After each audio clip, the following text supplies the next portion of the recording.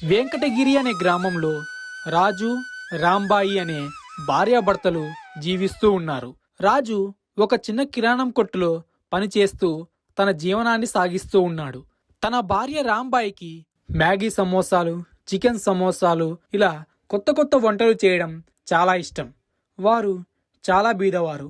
రాజు ఆమెను చూసి ఇలా అంటాడు, చూడు రాంబాయి, నువ్వు బాధపడకు.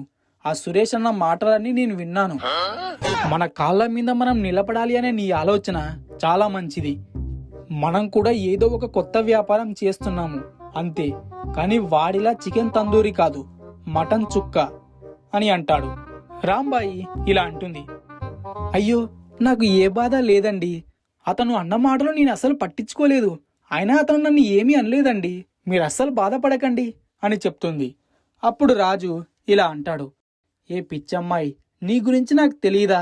నువ్వనుకున్నట్టే మనం కొత్త వ్యాపారం చేస్తున్నాము. అయినా అండి, నాకు మటన్ చుక్క చేయడం రాదు కదా.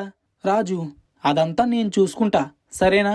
నేను వెళ్ళి దానికి కావలసిన వస్తువులన్నీ తీసుకొస్తా అని అక్కడి నుంచి వెళ్ళిపోతాడు.